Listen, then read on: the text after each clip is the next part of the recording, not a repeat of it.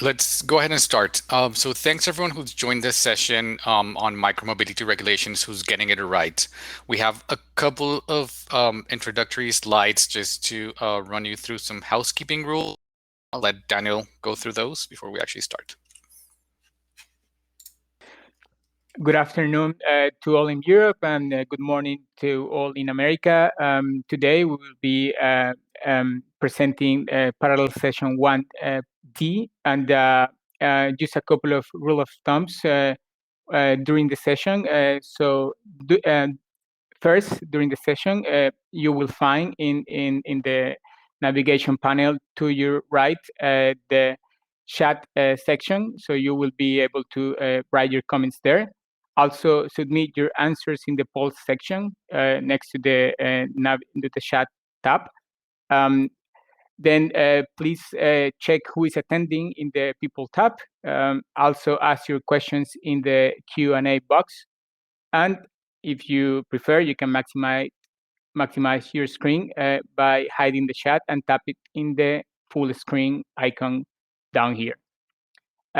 This meeting, just a reminder, this meeting is being recorded. All recordings will be available online after the conference. Please keep your microphone muted when not speaking. And when speaking, be brief and to the point. Next slide, please.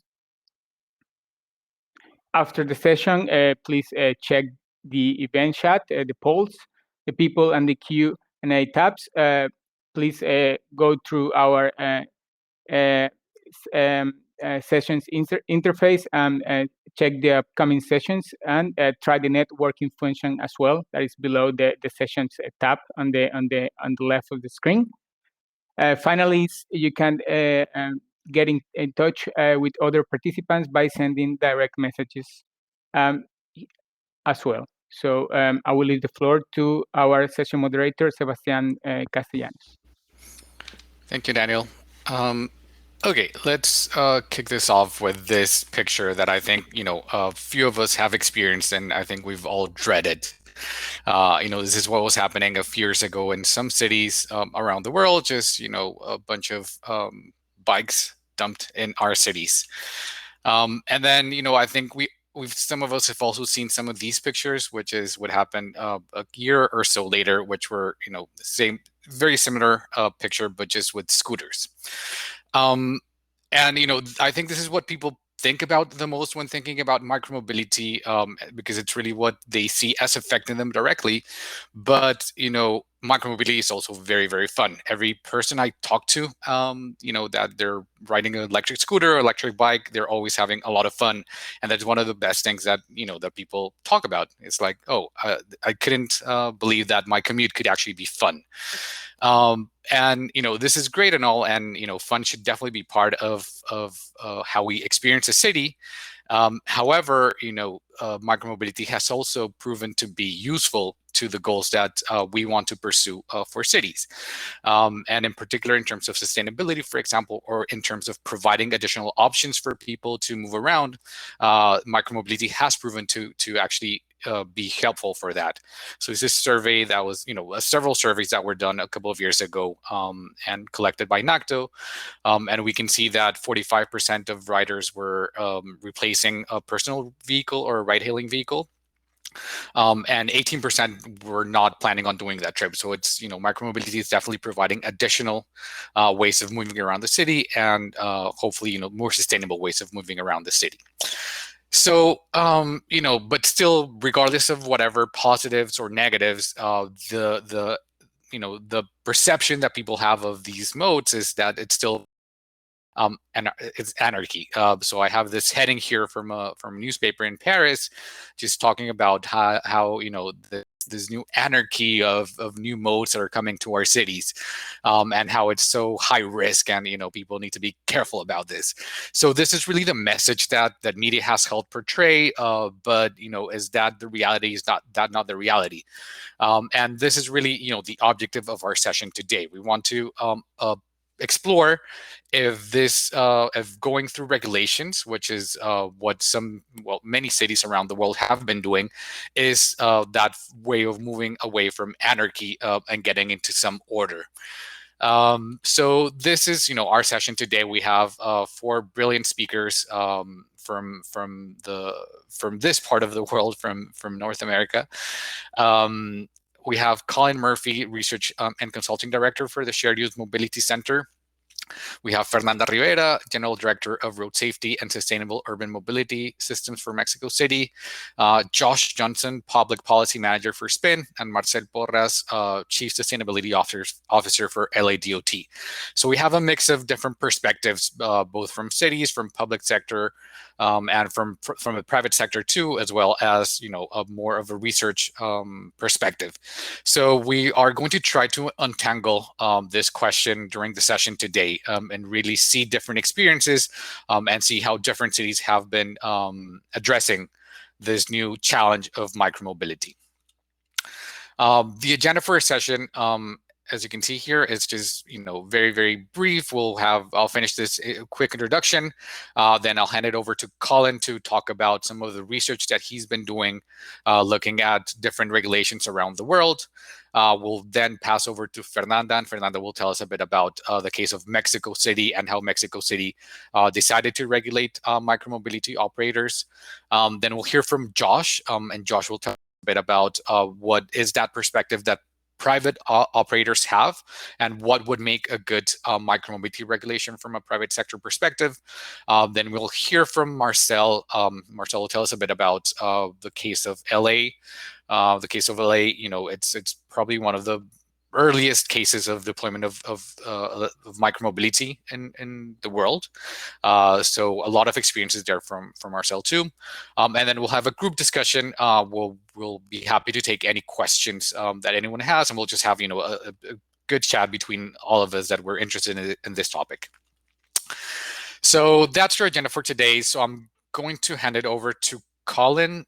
Colin, if you can join the stage and share your screen.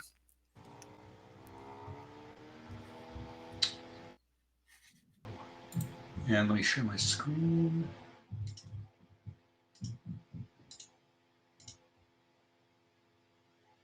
Okay, everybody seeing my screen? Good. Hi, good morning, good afternoon, good evening. My name is Colin Murphy. I'm the Research and Consulting Director at the Shared Use Mobility Center. We are located in Chicago and Los Angeles in theory, although we're kind of all over the place in our living rooms right now. And I'm going to be talking about sort of an overview of the micromobility regulatory landscape. So first, just a little bit about the Shared Use Mobility Center. We are a public interest nonprofit that works at the intersection of shared mobility and public transit. We do research, we do a lot of technical assistance, and work with public agencies quite a bit in helping them think through how shared mobility applies to their goals, and working on pilots around the country, around the US. And we also convene public agencies and private operators in a number of different ways. In better times, we have a big summit every year where we get everybody together in one place to talk, but that's virtual this year, but we look forward to getting that back online. We've done a fair amount of work in the micromobility area with Sebastian's help, and the World Resources Institute. We put together a micromobility policy atlas that came out last fall that collects micromobility policies from around the world. That's a lot of what I'll be talking about today is based on that research. And then we currently have in press a study on public transit and micromobility and how they work together, and how that's sort of a different set of problems than micromobility and cities. So that'll be coming out soon. So first, for just a look at the context of how micromobility regulation has come about. Looking at shared mobility in general, the earliest modes that came out, both for cars and for bikes, were station-based. They were round trip. So this was like round trip car share, docked bike share, and then the free floating and dockless modes emerged later.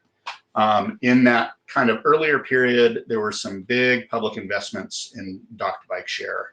A lot of cities spent a lot of money putting a lot of infrastructure in place and sort of created an investment for themselves in that. Dockless micromobility came along in about 2017, 2018, and it had sort of a number of things that were unique and hadn't been seen before. It was very highly visible.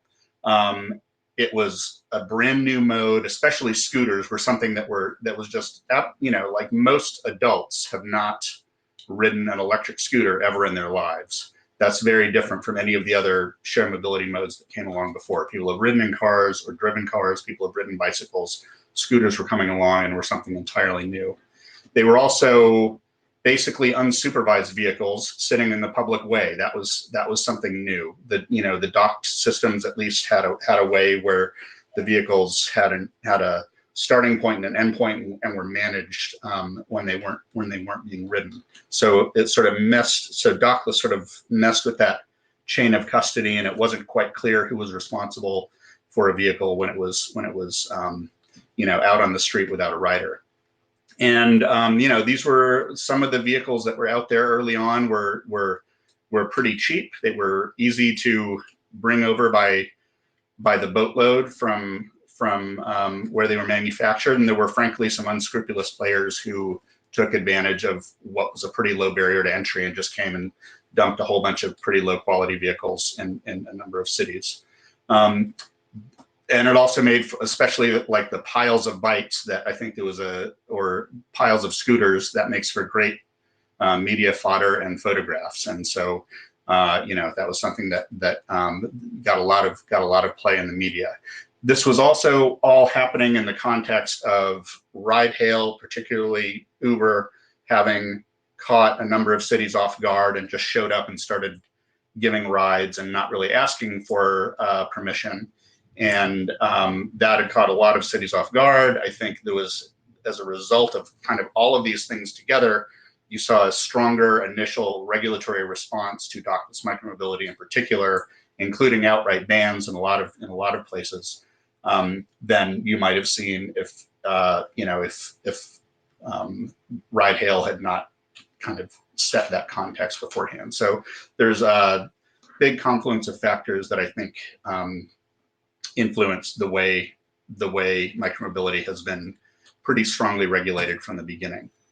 So what are the key areas of local regulation? So I'm here ignoring kind of the federal level or state level kind of consumer safety vehicle regulation types of things. But the main areas where local regulators generally tend to focus their regulations are on vehicle location, where vehicles can operate within the city, where they can park, if there are areas that are off limits because they're too busy, lakefronts, beaches, dense downtowns, different ways of limiting the scale and impact of these vehicles.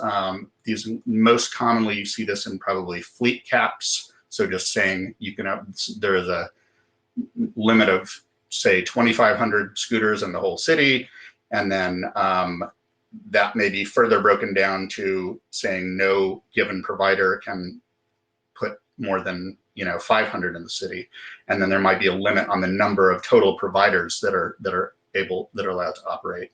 And then these are sometimes further refined and given a little bit of an incentive with utilization targets, where there's some flexibility. If you can show that your vehicles are being used to a certain level, then you can put more vehicles on the street. So you can prove that you're not just throwing a bunch of vehicles out on the street and not really managing them.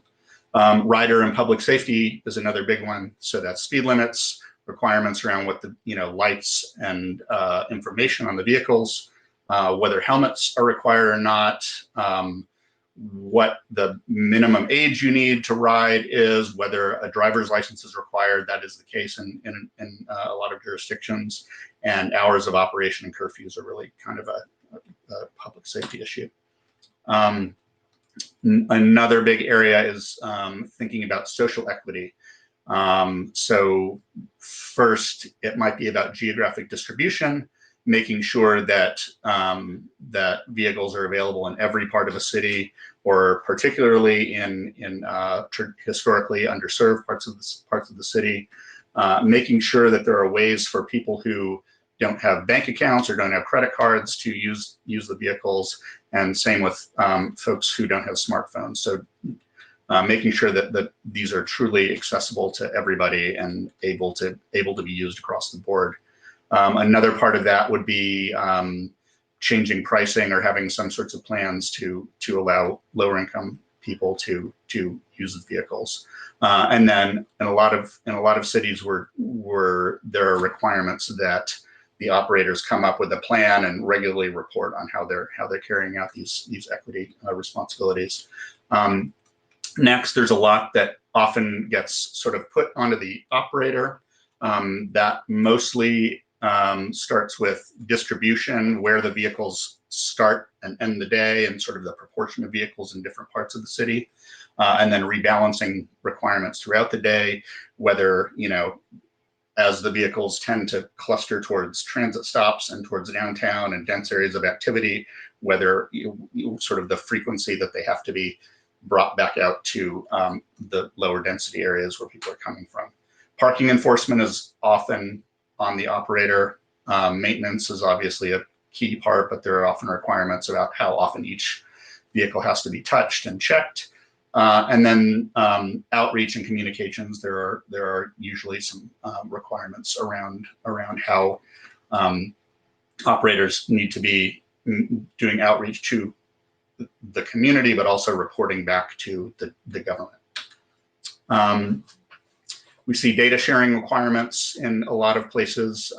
So the most basic form of that would be just reporting the number of rides, the number of people using the vehicles. In a more sophisticated way, you'll see cities requiring specific the use of different specifications and standards. The biggest ones are the general bike share feed specification, and then MDS, the mobility data specification, which is a two-way communication. I think there's a good chance Marcel might talk about that later. And then as more operators become sort of vertically integrated operations that have mobility trip planning apps, payment, and a variety of modes all under one roof, and that's creating the possibility of more kind of walled gardens in the mobility space. More cities are starting to require interoperability with third-party apps or the data aggregator of the city's choice. You're starting to see that in a few cities. Risk management, so just insurance coverage and performance bonds, putting some money up to assure that you are a good player. So that's kind of the overview of the major areas that we see, and that was fairly standard, with obviously a lot of local variation across a lot of the policies we looked at in the development of the Micromobility Policy Atlas. The URL is down there on the bottom right, but so we have examples of a number of these things and how they sort of break out in different ways around the world. Some good examples out there of equity mandates and incentives in Chicago, where I live. In the most recent scooter pilot, they expanded the area where scooters could operate to the entirety of the city, and they also required that half of the scooters that go out every day have to be placed in what they call equity priority areas, which are historically underserved areas in sort of the traditionally poorer and more minority parts of town on the west and south sides. In Zapopan, Mexico, there's a similar requirement for distribution throughout the operating zone, and further for making accommodation for cash access to scooters. For supporting safe infrastructure and making sure that the growth of micromobility usage is going to be safe throughout the jurisdiction. A number of governments, not so much in North America, but we do see a few in Asia and in South America, are putting requirements on the government and on themselves, on the government entities, to match the growth of micromobility with rolling out of more bike lanes or more protected infrastructure, often funded from the fees and from the advertising that goes along with those vehicles. And then, as I mentioned before, going beyond fleet caps and getting into sort of a more incentive-based, rewarding good behavior situation. More and more cities are setting utilization targets where they've got a floating fleet cap that will rise as you demonstrate that your vehicles are being used and that there's public interest in them. Some of the things that are out there that are interesting that we're starting to see is in the city of Denver, Colorado, in the U.S. In their most recent piloting for micromobility, or actually their public tender for micromobility operators, they said, we believe that there is a value to access of the public way. We're not exactly sure how much it is, but we know it's greater than zero. And that was part of the sort of the trade-off with micromobility operators, is they would say, we will let you operate here without fees and without paying us for permits, because we think that there's an exchange of value happening here. But in return, we also want, there are certain considerations that we want in order for you to operate your more profitable side of your operations. We're seeing more transit agencies get into the game of directly operating, or at least very closely identifying micromobility services with what they're doing. That's interestingly happening in a lot of cities that are maybe kind of not the first markets that operators will be flocking to. So places like Dayton, Ohio, Kansas City, but then also in bigger, more appealing markets like Los Angeles and Austin. And then there is still an ongoing kind of public reaction to the way, the ongoing rolling out of these vehicles and seeing them around. Recently, there was a new speed limit imposed in central Moscow of 15 kilometers per hour and 9 miles per hour in reaction to, there have been a slew of crashes and things around Russia recently. And in California right now, there's a bill in the legislature that would really change the sort of the face of the insurance that's required to operate any kind of micromobility anywhere in the state. And that's sort of changing the discussion in California so much that a number of operators are talking about entirely pulling out if this bill passes. So that's it for me. I'm Colin Murphy, and happy to talk now if there are questions that have come up, or you can write to me, or we can talk at the end of this all. I'm going to stop sharing my screen now, and looks like Sebastian's coming back online. Awesome. Thanks, Colin. That was great. So yeah, just to reiterate something that you were saying, this was work that we did together during last year, just looking at what existed at that moment, right? So I think there's still some more innovation that has been happening, and I think this is something that we'll be able to hear right now from Fernanda. So Fernanda, I'll just invite you to join the stage right now, and you can share your screen if you like. Yeah, hi everyone. I'm gonna share my screen. Just 1 second.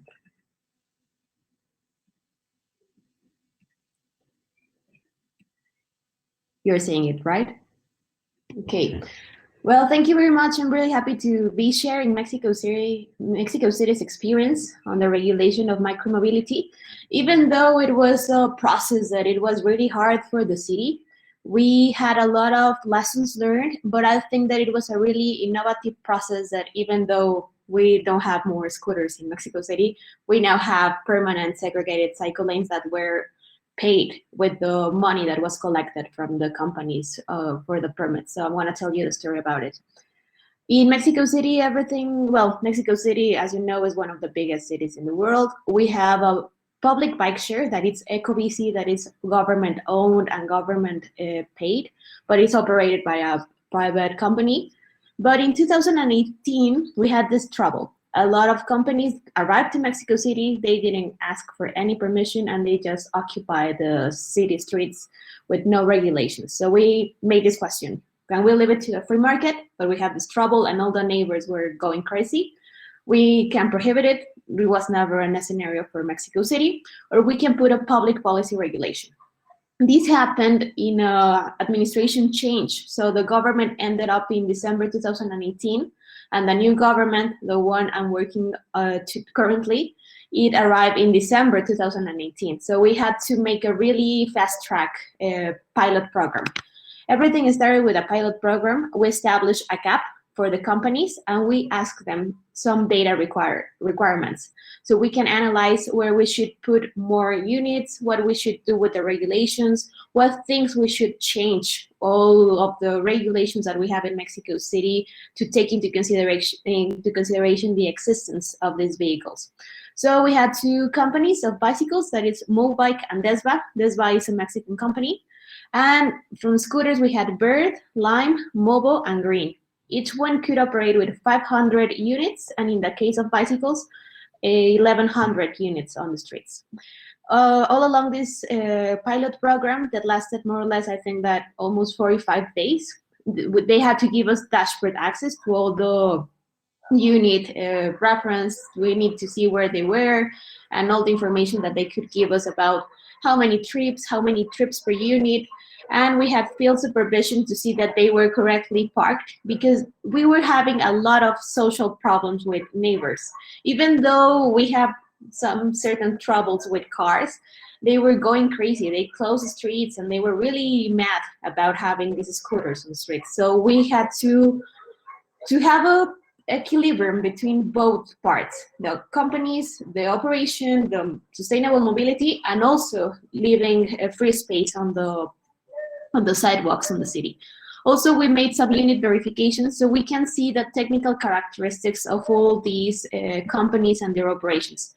This was really important because afterwards we made an analysis of all the data, and it was really interesting for us. For example, we realized that the bicycles made a lot of trips, that they were from Monday to Friday and not like recreational trips.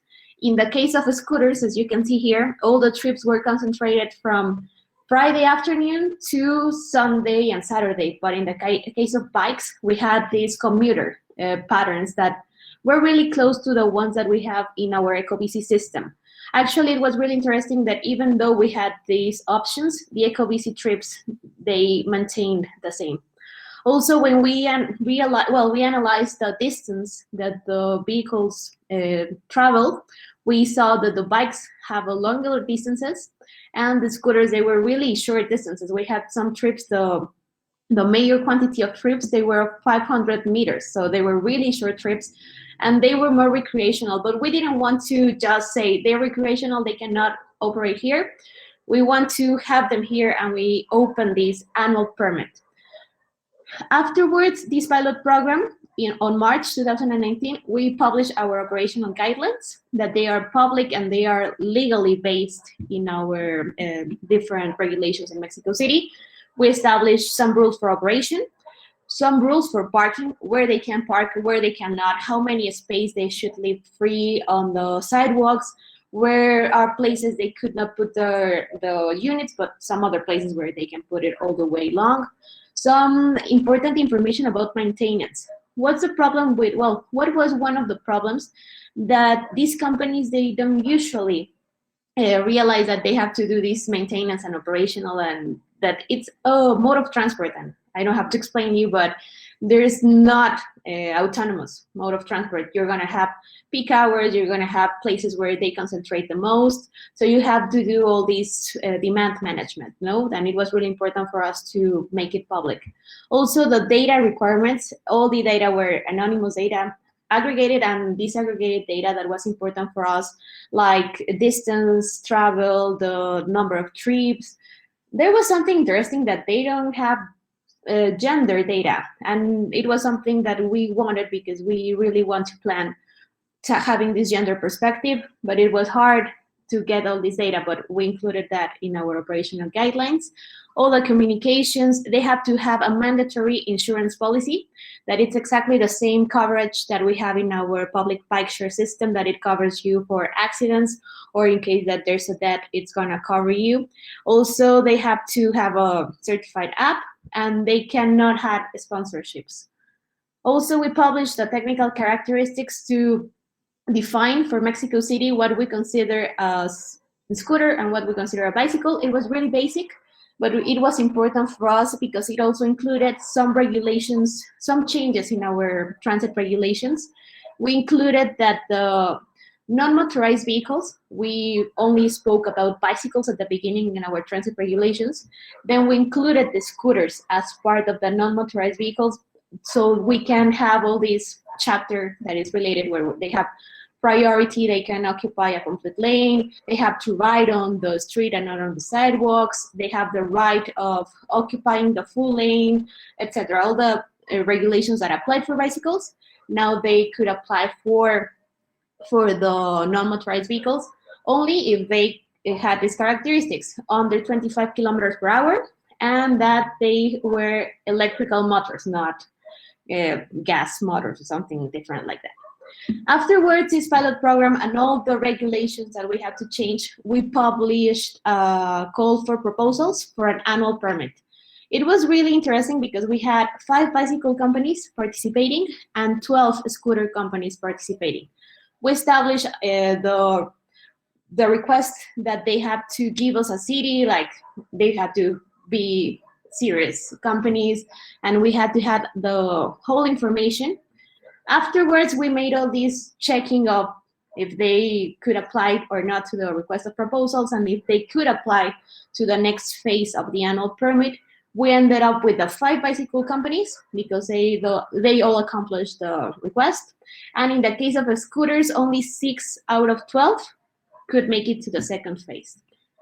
In this annual permit, we increased the area where they could operate, and we established a cap.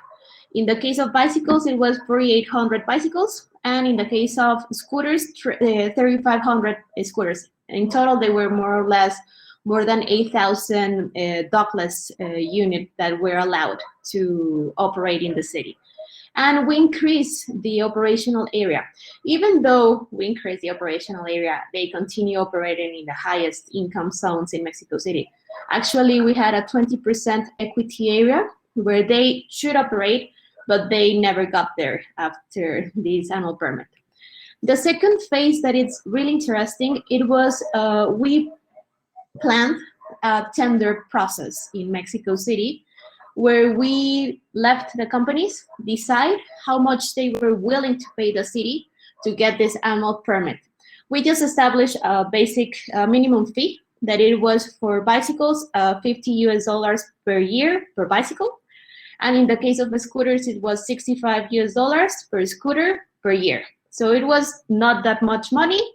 We thought that it was something that they could pay. The cost was considering the occupation of the space according to the size of the bicycles and scooters. Also, the investment that we needed to build these arrival hubs where they could park their units in a more ordered way. And we made a discount of the emissions that are avoided if you're using a bicycle or a scooter, and the time that you're saving by using them. So that was the last fee that we published, but every company had to offer the city 20 different almost 20 different combinations of how much they're willing to pay. We designed an algorithm that allowed us to choose the best offer for the city, the one that considered the highest number of bicycles or scooters operating, and the higher income also for the city. It was really interesting because we were willing just to collect $467,000 for all the units, and we ended up collecting almost $2 million for this bidding process. For example, in the case of the bicycles, they offer between $65 to $90 per unit, And they had, well, in the case of Jump, 1,900 bicycles, and in case of DESVA, 900 bicycles. And they offer, and they had to pay in certain time so they can get the annual permit. But in the case of scooters, something really weird happened, and they offer really high amount of money for having their units operating. In the case of Green, they offer us $700 per unit, and in the case of Bird, they offer us $270 per unit. So we ended up collecting all this money, and we had something that was interesting is that the money that we collected for this tender process that we made for the dockless systems, it went to a public fund that is a public fund for pedestrian and cycling infrastructure. So all the money that was collected should be invested in cycling infrastructure. And it was a benefit for the city because we had, I'm gonna show you something that we pay with it. So this was a really, I don't know, it was a really hard process because it was something new, it was something innovative, it was something that was making the companies responsible of how much they were willing to pay. It not was only the city establishing an amount of money and just collecting it and that's it. It was every company should do a financial analysis of how much they could pay, how much they were willing to pay, how much units they could operate. We had some trouble here because one company that it's Mobike, they offered money, they signed that they were gonna pay, and they never paid, and they continue operating illegally. That was a problem in the market share because it was a trouble for DESVA and Jump because they had this illegal company that was also taking a lot of trips out of them. So that was hard. What happened afterwards? We still have DESVA operating. DESVA, it's really impressive because it's a really small Mexican company. They have these bicycles. Actually, last month they broke all the records of the total monthly trips that they have. We established a free renewal for these companies because they have already paid, and we gave them another free year so they could continue operating in the city. It was important for us to keep them doing their work. Also, we are flexible right now. They have a MasterCard sponsorship, and now we allow them to have this little sponsorship. So they're still out there on the streets of Mexico City. In the case of Jump, they were doing really well in the city, but they made this transaction where they sold to Lime and they decided to leave Mexico. And even though they were going to start operations in many other Mexican cities, they didn't do it. It was not just Mexico City. They left from the country when they made this transaction. And in the case of Bird and Green, they ceased operations in the case of Bird in Mexico. They never, for example, in the case of Zapopan and Guadalajara, that they were planning all the regulations, the companies never arrived. So they never had any scooter operating in any other Mexican city. And in the case of Green, they disappeared from Latin America. They were trying to operate in Bogota and many other Latin American cities, but they disappeared. And we still have a little mobile legal operation, but I think that they're disappearing also from Mexico City. And maybe that's why DESVA is doing really well right now. So even though it might appear that the regulations were the problem, we have seen also that there were other operational problems that they were not directly related to the bidding or the tender process, no? Because the companies offer the money, they, by some external reasons, they went out of the country. And also we have a problem in a lot of people that started robbing or, well, stealing the scooters. And I think that was operational trouble with the scooter companies because they gave all the information so people could use and take the scooters to their houses. And that was also a problem in Latin America, I think, that people were stealing the scooters. And even though if we see it right now, we built these 75 hubs where they could park their units. Even though now we only have DESVA, we are trying to occupy these arrival hubs with other uses. For example, now that we have the pandemics, we made this program so that restaurants could use the parking spaces. And something that was really interesting is that now we have 20 new kilometers of segregated cycle lanes in Mexico City that were paid with the money that was collected for this tender process and this bidding process. So there is a benefit that is still going on in our city, that it's having these segregated cycle lanes that is being used by a lot of cyclists in Mexico City. So I think that seeing this story and what happened in Mexico City, there were a lot of lessons learned. I think that we made something really fast, but it was really technically based in the case of the regulations, the changes that we made in our technical characteristics of the vehicles, all the information that we analyzed, everything is public. So I'm going to share with you at the end all the links.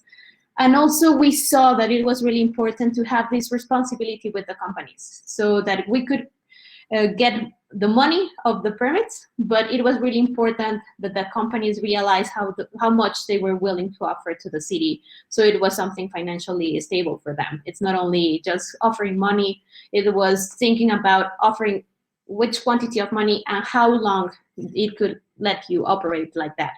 And something that is really interesting is that there was a big debate about the cap that we established, but we never had 100% of the units that the companies were allowed to operating on the streets. So it was always really hard for us to realize, like, when they were asking us, like, don't put a cap, and it was, but even though you have like 1,000 extra units that you can use, you don't have them on the street. So it was really hard, and I think that we should understand the micromobility sector not only in the perspective of the companies, but also in the local context. I think that Latin America has a specific context that is hard for some companies, but it's also really important for us to remember that big Latin American cities, they are promoting cycling as a mode of transport, and it's interesting for us that more companies could come and realize that what DESVA is doing right now, it's still working for the city and for the users, and we really want more bikes on the street. So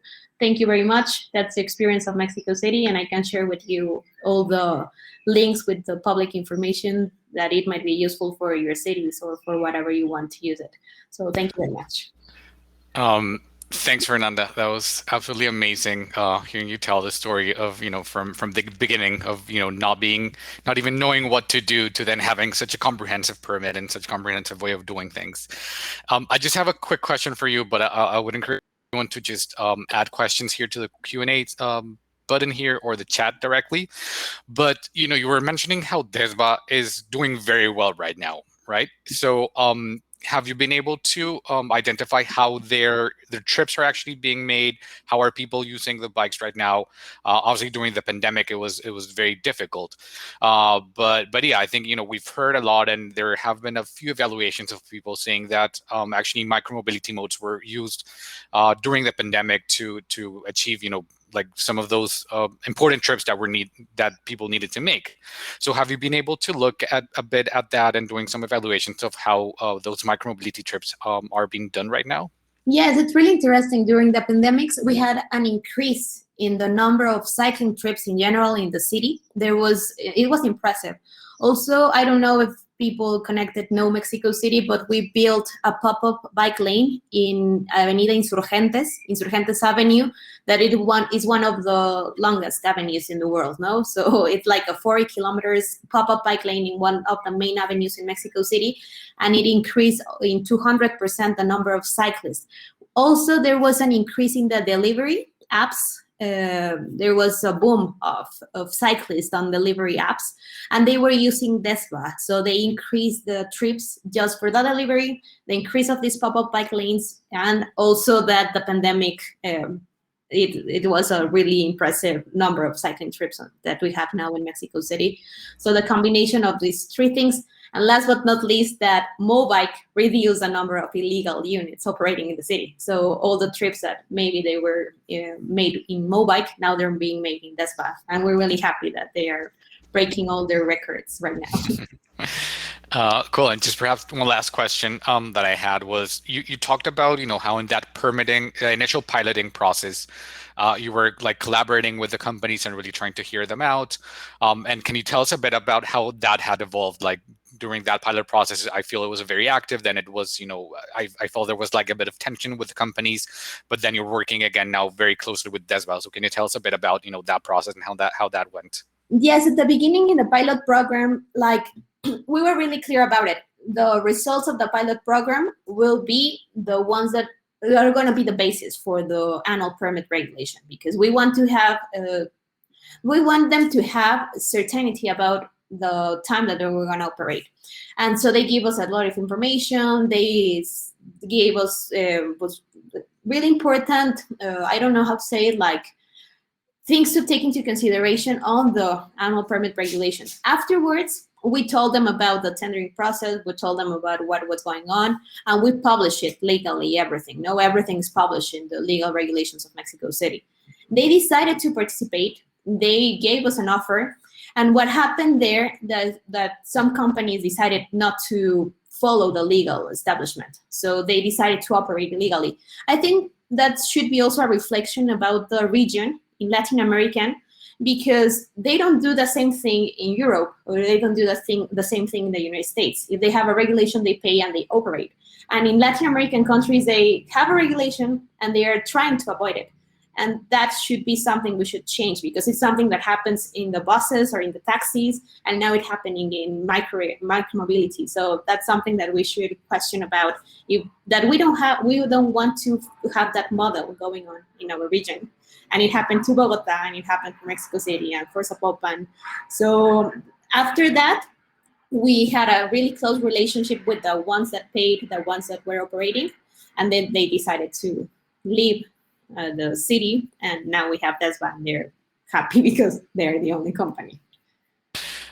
This is very, very interesting, because I kind of like a contextual, as you're saying, a contextual element here that, is not specific to transport. It's just like more general in the way that, governments and governance happens in Latin America that is different in other places in the world. And I think, the enforcement part, which is, I think, the trickiest part, and I hope Marcel can tell us a bit about how they were doing enforcement. But that, I think, I agree with you. I think that is very, very tricky in Latin America, and that's like we're asking too much of our governments to do something under that context, which is very, very difficult to do.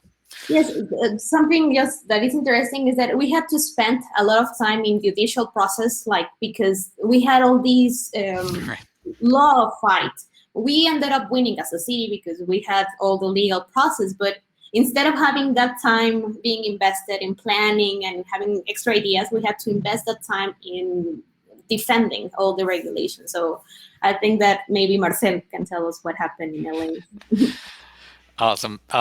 Thanks, Fernanda. I'm going to ask then Josh to join the stage, and I'll share my screen because Josh is having a bit of an issue with screen sharing.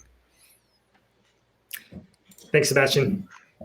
Cool. So yeah, we'll hear now from Josh from a private sector perspective. And Josh, you've been operating in many cities around the world, mostly not in North America, but also now in Europe too. So very interesting to hear your perspective about some of the things you also just heard.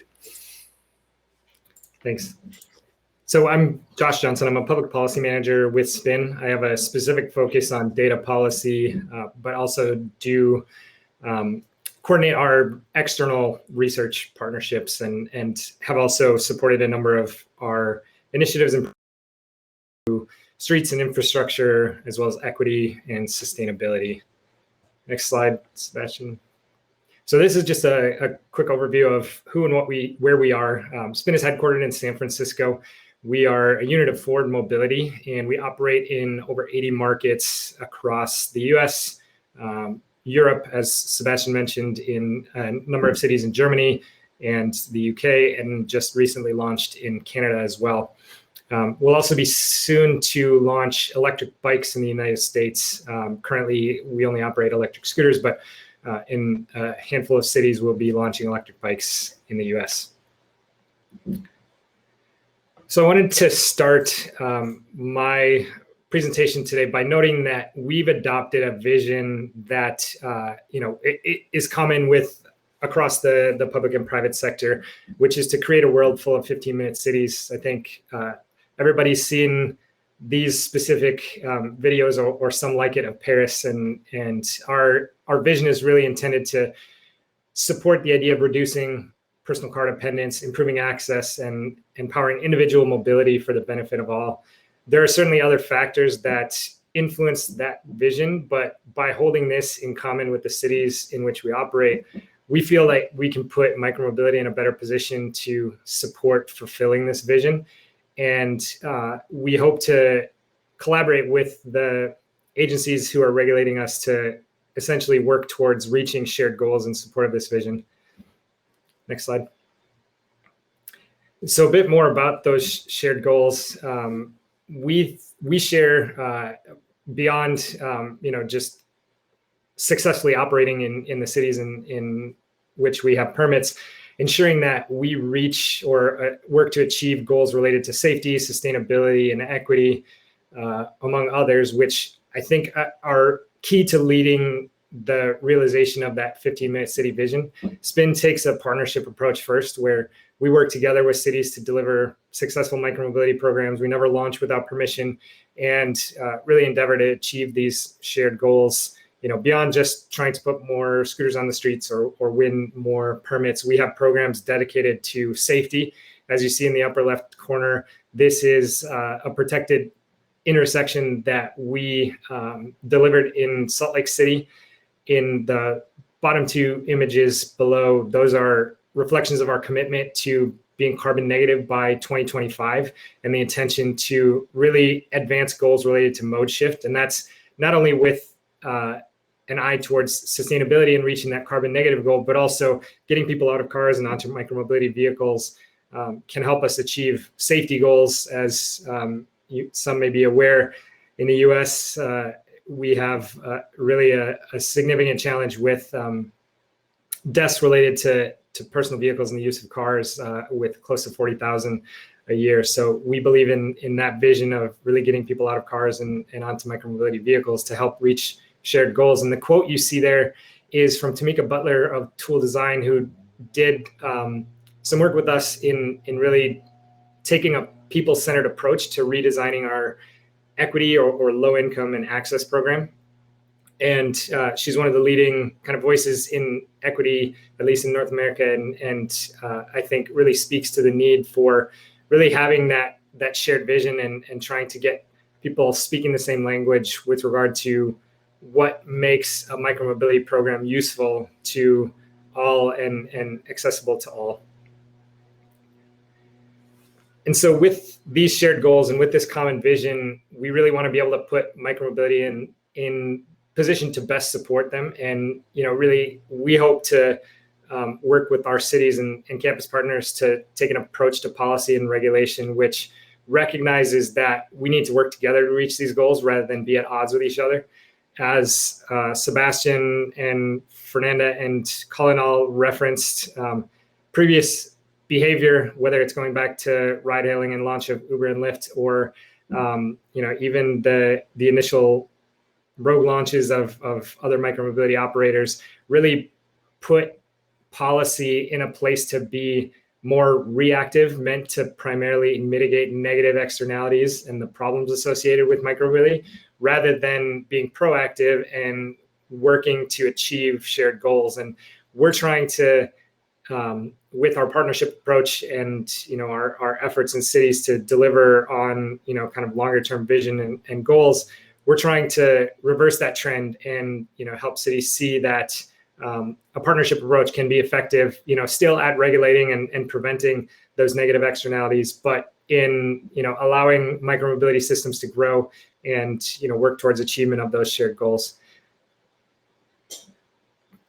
So with the following slides, I'm going to present some of the experiences we've had in a handful of cities and how we've felt that they've taken that more collaborative approach or an effort to make policy and regulation better fit the idea of achieving those shared goals. So Colin showed this map in the upper left. This is from Chicago in its 2020 pilot.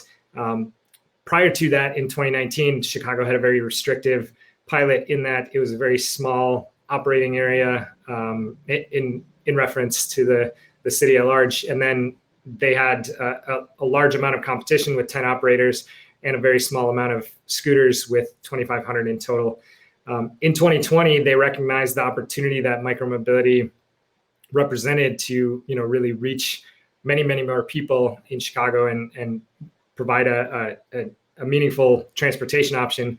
And so they expanded to encompass 202 square miles as the overall operating area, with 3 operators, allowed 3,333 scooters each, or about 10,000 in total. And with the success of both of these pilots, the city is now considering a permanent program. But what I wanted to point out is the expanded fleet really allowed Spin to exceed the city's requirements for having access to scooters in these what they focused on as equity priority areas, with roughly 3% deployed across each of these areas, as noted in the blue outlined areas to the west. And so we felt that the fleet increase really allowed us to exercise that partnership approach and help meet the city's goals and actually exceed the city's goals related to equity and access to scooters. I'd like to talk a bit about exclusive licenses. So Spin has a number of these across the United States and now recently in the UK with their e-scooter trials. And so one example is Essex County in the UK, which comprises 6 cities where we have permanent hire schemes in 4 of them, as you see on the screen, and then long-term hire schemes in 2, which essentially provides a designated vehicle for users to use as they choose.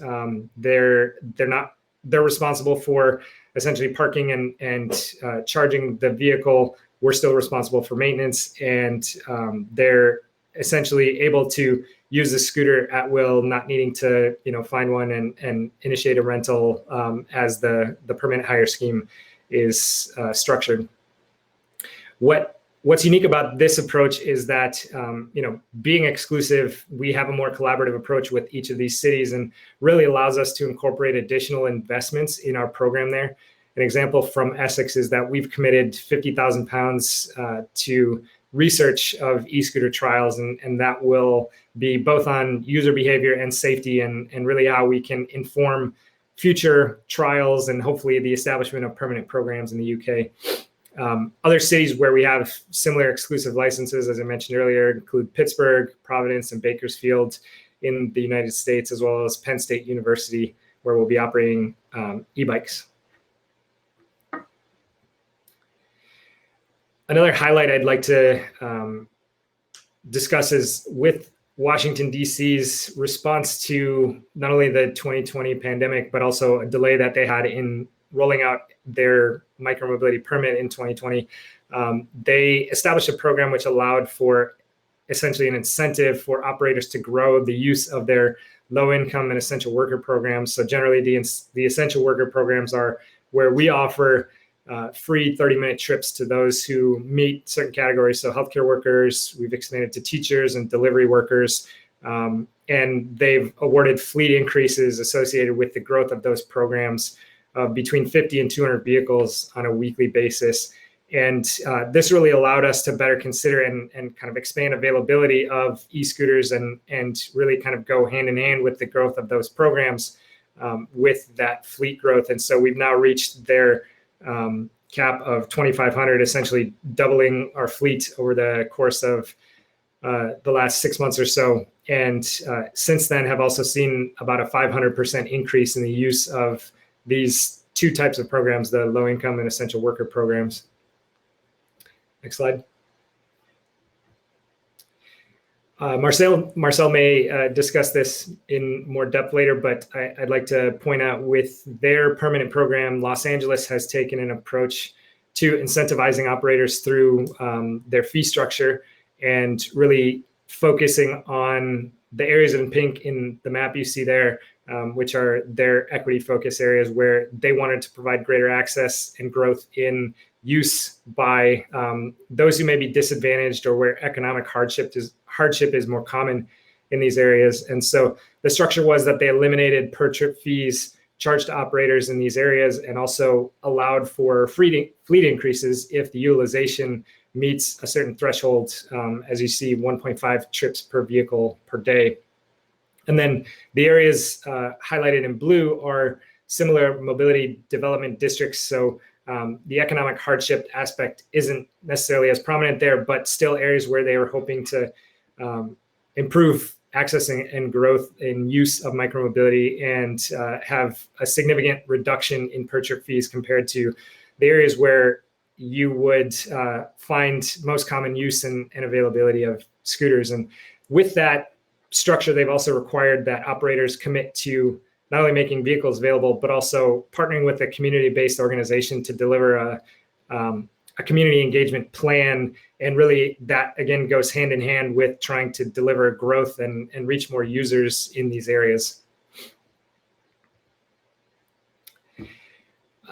A bit about shared investments.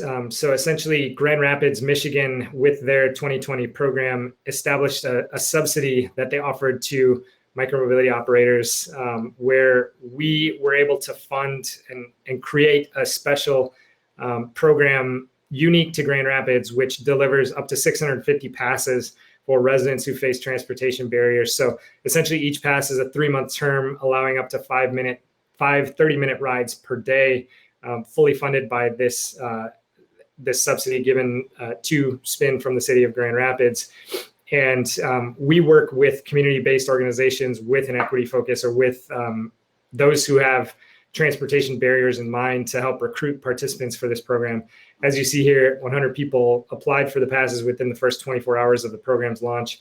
And the quote on the left is from the program manager in the city of Grand Rapids. And as you see, it helps work towards reaching their goals and priorities as they've outlined in the city's strategic plan, which is kind of overarching and encompasses all transportation goals. And within that, of course, their micromobility program.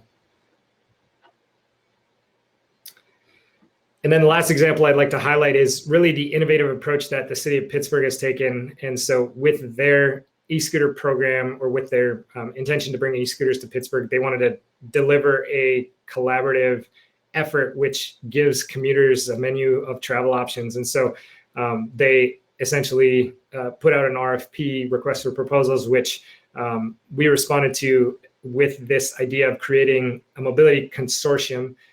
We called it the Pittsburgh Mobility Collective, where Spin brought together Zipcar, Waze, SwiftMile, who delivers or manufactures micromobility parking and charging stations, and also the transit app. And so the intention is to deliver a mobility as a service pilot in combination with the Public Transport Authority in Pittsburgh and the city, and then also delivering a network of mobility hubs, as you see on the right there, with digital screens. They have integration with Transit Screen to allow for multimodal trip planning. They have local wayfinding and public messaging capability. And then, of course, are co-located with transit stops to allow for parking and charging of electric scooters in the city of Pittsburgh.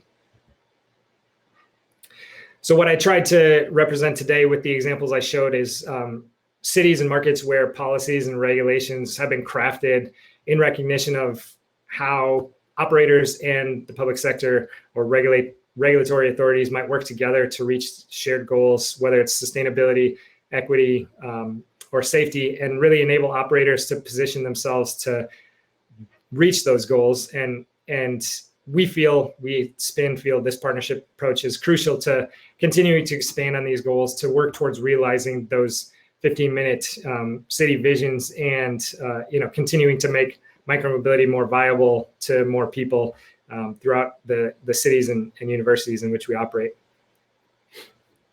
Happy to take any questions in the chat or through Sebastian. Thanks, Josh. That was great. So something I do take from presentation, and it's something that we also, as you know very well at NUMO, believe in quite a bit, is on that shared approach and those shared goals, right? So we do see in some of these new technologies that there is, at least to a certain extent, at least like shorter term goals, those like that sharing in the things that we want, like a scooter company is interested in having more vehicles and is something that might support cities in their access goals, as you've shown. So this is something that is, I believe, the tension that really exists, right, between what people are perceiving as these like nuances on the streets, and over sidewalks, which, to a certain extent that is right. But at the same time, how do we, balance that with the actual services and the goals that they are supporting? So I think, that's that's the big challenge that we're facing right now when it comes to regulation. And if we don't have any questions from the audience, I'd like to pass it over to Marcel. Marcel, if you can join the session right now. Cool. Hi, everybody. Can you hear me? Yeah. Great. So just real quick in the chat, I'm gonna drop a link. This is the LADOT's website, and it has a list of all of our relevant documents related to dockless mobility, our data privacy principles, our one-year evaluation report, the current guidelines, the developer guide to onboarding onto the mobility data specification, etc. And so let's see, I'm looking at, and we have a pretty good group on. I really want to see some questions and some chatting happen because I think have about 22 minutes left. And so I'd actually love the conversation part of these things. And so I'm going to try to just kind of zip through my presentation. So I'll start with doing the screen share.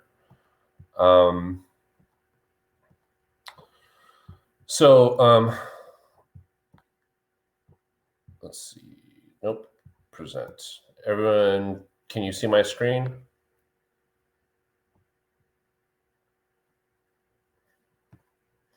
Yes, Sebastian, can you see my screen? Yes, yeah, we can, yes. Okay, cool. So here's just a timeline of our work. In 2017, wow, I can't believe it's been that long already. But in 2017, we really saw the emergence of dockless mobility in Los Angeles. As happened in many places around the world, it just showed up. I think it was in line with the transportation technology disruption model that we also saw with transportation network companies. So that really, put us in an interesting place because in the city of Los Angeles, we had goals set by the mayor's sustainability plan to increase shared mobility trips. And the way we had been doing that was through a traditional public bike sharing program. And as well as through a permit program for car share and our own public-private partnership for electric vehicle car sharing.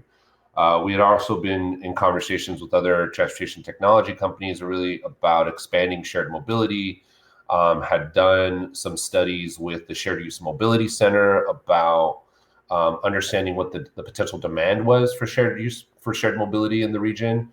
And so from a policy perspective, we were excited about the opportunity that was presented by the private sector innovation.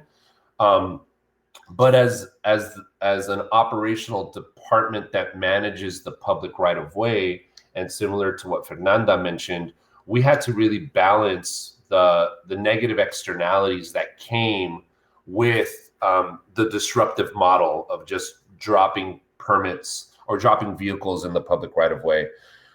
So in 2018, we really quickly responded with putting a conditional permit in place, and this really covered like the major issues that we usually have concerns with as a city, which have to do with liability and risk and injury. And we did that and we did a smaller, I think, footprint in terms of the vehicle fleets. As Fernanda mentioned, at the time, one of the major questions that was coming from operators, or questions, maybe not questions, but requests, was to not cap a fleet size, fleet vehicle size. So as we developed our one-year pilot permit, we really thought about how do we address managing a big number of fleet vehicles in the city, because as many of the cities might know who are on this call, we can't a lot of times hire as fast as our private sector counterparts. And so to manage this program, we were really borrowing staff from other duties. So we were removing them from other work that they had to really kind of figure out how to manage this program. And as we thought about how to scale the program and how to respond to the request from the private sector, as well as from the city council, really, to allow for innovation, to allow a larger fleet size, we ended up allowing I think a per operator cap that could have expanded to up to 10,000 vehicles per operator, which meant, at the end of the day, we had 10 operators who applied for permits in the city. So we really could have been looking at 100,000 vehicle fleet. In reality, we only issued permits for around 36,000 vehicles. But one of the key points that we put in there was that if we're going to be able to manage these vehicles at scale, we need to be able to have the same type of access to fleet management tools that the private sector uses, right? In order to understand where these vehicles are in real time so that we can manage them, right? With a constrained staff size in the city. And so really that was the way that we introduced the mobility data specification. 2020, we did a 1-year pilot program evaluation. There's a link to that in the that I sent in the chat. And then in 2021, we really kind of did like an evaluation and really presented kind of the next round of permitting frameworks that really, in my mind, had a bigger emphasis on equity outcomes, because we really weren't seeing the types of equity outcomes that we wanted. But it was in part also because, as Fernanda mentioned, we were so busy trying to just put up the bare bones of a program that we weren't able really to focus on really hard equity outcomes. And so again, we now have a very clear program objectives around what we want to do with the program. We want it to be, emphasis on safety, on transparency, on equity. We really are interested in opening up the marketplace, because one of the things that we saw with so many operators was we were able to look at different models and compare and contrast, not just the vehicle typologies, but the way operators responded to our regulations and acted in either in good faith or bad faith, right? Again, this is just illustrative to see how really fast scooters really exploded in the early days, both nationally and globally, where in terms of the number of trips. And again, from my perspective, this was exciting because of the number of shared mobility trips that we were seeing in the city. So this is kind of an older number or older slide here, but in the first year of the pilot, we saw over 10 million trips, and we showed here 37,000 scooters, but in reality, we never saw all the 37,000 scooters deployed, as was the case in Mexico City. We saw, I think, at the peak around 26,000 vehicles deployed. I think right now we're seeing, I think between like 11 and 15,000 vehicles deployed in the city of Los Angeles.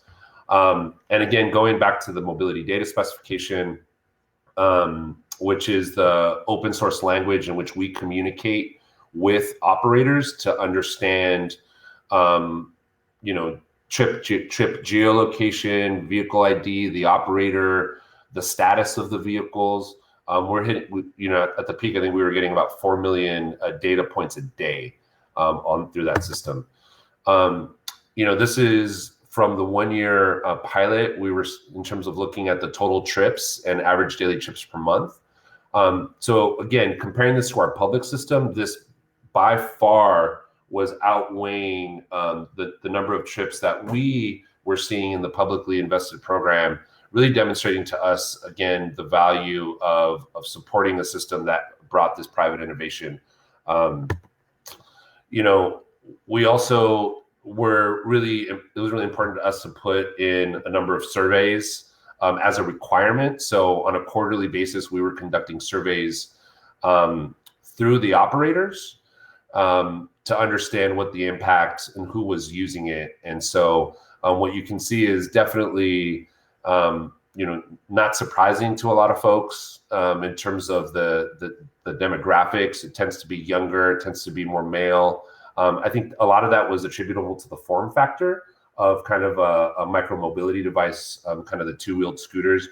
In Los Angeles, we never tested out seated scooters, but we did have electric bikes that, similar to Mexico City, ended up leaving the market.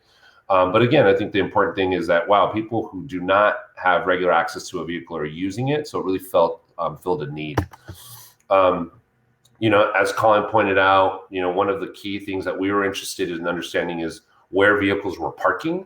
And we were able to assess this through the data points that we were getting and seeing that, 26% of the vehicles were being parked in the pedestrian zone, which for us was, we purposely did not require locking devices on the vehicles, contrary to what other cities had done, because we really wanted to understand what the opportunity and what the challenges were with that model. But again, this is something that we've attempted to kind of clean up through other tactics.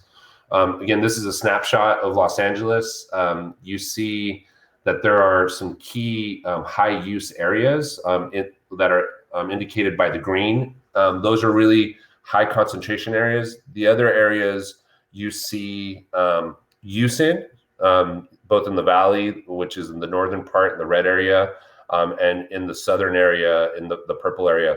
But even those areas, but the whole gray area is still the city of Los Angeles.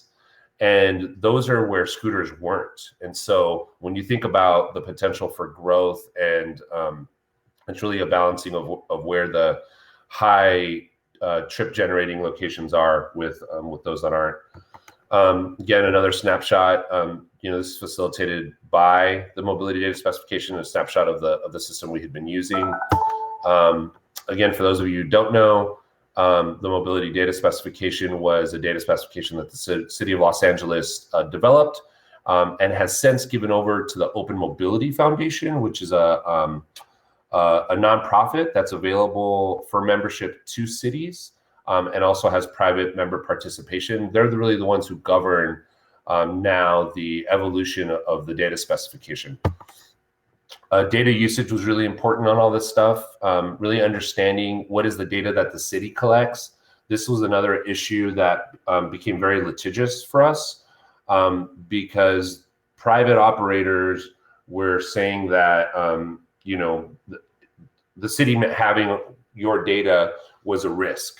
And so it was really important for us as we were educating stakeholders and policymakers to distinguish what was the actual data that we were looking for versus the data that the private sector companies also hold in this case. And again, it's really good at education initiative that we put on here. You can look at our data privacy principles on that link that I shared in the chat. But again, this is something that also enables us to be better regulators of the right of way. And so what you see on the left-hand side is Venice Beach, California, which was one of the highest demand areas.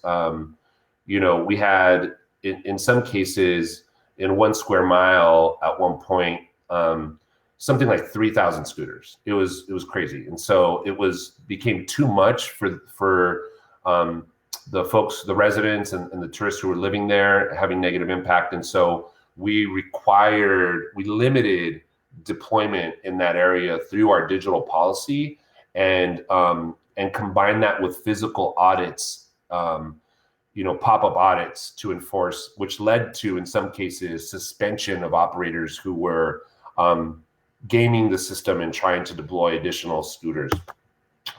Another element to help us manage the program is we required integration into a city information complaint app, MyLA 311.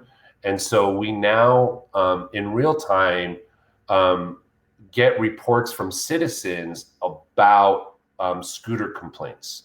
And so the main violation really is around parking related, but we get to track in real time how operators are addressing and closing out the violations. Education was really key, and we partnered with other cities to do an education campaign. We also looked at doing stencils in the right of way. We also identified parking locations for deployment for folks to be able to use. And I think this kind of goes back to what Josh had been pointing out. We're now in the next evolution of this, really interested in equity outcomes. And so we're creating new geographies in the city to demonstrate where is there an equity-related need where we would like to see more deployment. And so we are using, and we're going to balance the desire for operators to deploy in high trip-rich areas of the city with areas that are more low income or have more need. And as a result, we're also looking at how are we using fee mechanisms to kind of leverage that, because we're now actually going to be charging a per trip fee where we didn't before.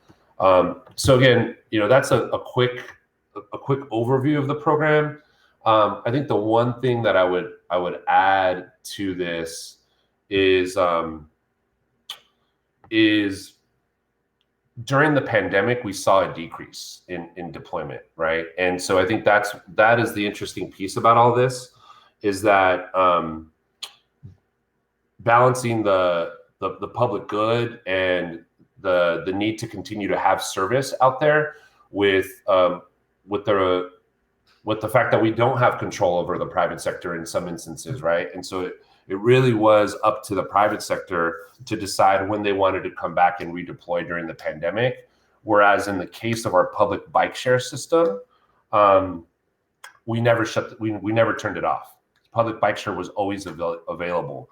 So I think it's something to consider for cities as you think about resiliency strategies and the role of the private sector and the public sector in helping to deliver mobility solutions to your city. Again, we're excited about the future of this. We're really excited about the uptick and hopefully the reintroduction of electric bikes into the city, because we really also saw, as Mexico City did, that it is a different trip characteristic, right? They're longer trips. I think we see more women riding electric bikes, more older adults, and so we're really excited about what the next chapter of DACA's mobility has for us here in Los Angeles. Thank you. Thanks, Marcel. That was great. I'm going to ask the speakers to please join the stage again, and we just have 5 minutes left, so I think we'll just have time for one question. So I'll just ask the same question for everyone, but perhaps Marcel, you can start answering. I think you did a very good job, Marcel, showing the different tools that you used, right? You have data, you have the stencils that you're using. But at the end of the day, which of these you feel has been the most successful when it comes to your goals or the things that you're interested in? And again, I think this is a question for everyone. Which do you feel of the goal of the tools, of the governance tools that you've seen and you've used? Which of those do you feel are the most successful when it comes to your own objectives? I think it's the use of the mobility data specification. I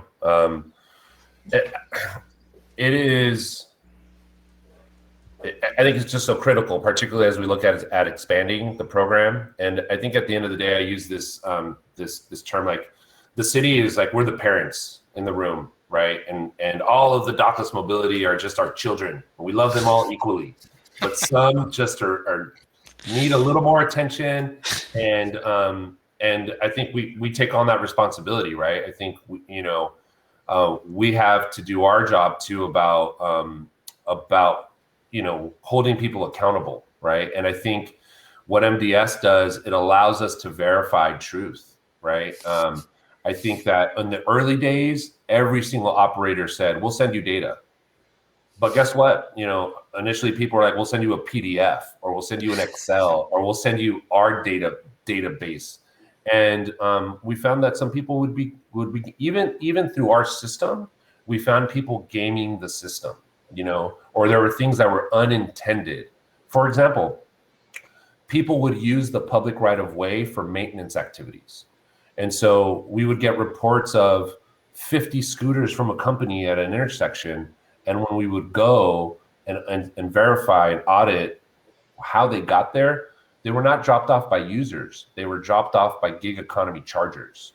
And so they were using the public right of way to stage maintenance activities. And we would not have known that without MDS, right? And so, I think we want to continue to partner, and I think putting it into an ecosystem that's supported by and governed by the Open Mobility Foundation allows for this to evolve a lot quicker. And I think that, we don't, one of the common complaints, and, I'm here for it, is like, why are we putting scooters through so much rigor, right? When cars take up way more land, cause way more deaths, have way more emissions. And so I think for us, it's really looking at how does the mobility data specification scale. And so we're working on onboarding taxis onto that. It's now in my work around car sharing. And we've thought about it in terms of autonomous vehicles and drones, but we're also looking at work right now. And the Open Mobility Foundation has an active working group on it, is about coding the curb. And so how are you actually using MDS to also communicate curb regulations and curb availability, so that we can also think about this other issue that's impacting city, which is urban freight, food delivery. Maybe that's a tool that can also facilitate zero emissions areas and zones. And so we're really excited about really kind of recentering the work that we do around mobility management, and not necessarily moving cars. Awesome. Thanks. I'm going to go backwards. So Josh, same question to you, but we just have a minute left. So maybe in less words. Yeah. Ronald Reagan said, "Trust but verify." I think that speaks to Marcel's point about data, and we recognize the importance of it. We're a member of the OMF and active participant in a number of committees and working groups. So definitely recognize the importance of that. And I think that leads to the ability of a city it kind of emboldens cities to try something new and be innovative, where oftentimes there's hesitancy to be a first mover. And so I think, the importance of data, being able to build cases for innovative approaches to policy is really key for us. Awesome. Thanks. So data and data. Fernanda. I have to say the same. I feel really proud about having a data-driven policy in Mexico City, and also to give the certainty to the companies that the money that they paid to the city, it was invested in public bikes. So I think that was something that was different in Mexico City, and I'm really proud about that. So that's it. Awesome. Colin, you're going to be the dissenting voice here. I don't know that I would point to a single policy. I think it's really interesting that both Marcel and Maria Fernanda have noted that the difficulty of achieving the equity outcomes, and these are in large, well-resourced cities with a lot of staff and a lot of people working on this stuff, and think about how that translates to suburbs or smaller cities or places that have even less resources, and how difficult things could be. But I think it's a great public service that Los Angeles in particular has done in getting this standard out there and sort of using their weight in the market to get this established and get a standard on the ground. Okay, awesome. So data, data, data, and data. So this is actually perfect because we do have a session tomorrow just on data. So if you're interested on this topic, just please join us tomorrow. I'd just like to thank all of you. This was absolutely amazing, like hearing you guys tell the stories from your perspective, both from the public, private sector, and all the research that, Colin, you've been doing is really amazing. And there's so much information in your foreheads here that I hope everyone enjoyed this session. And thank you so much for joining.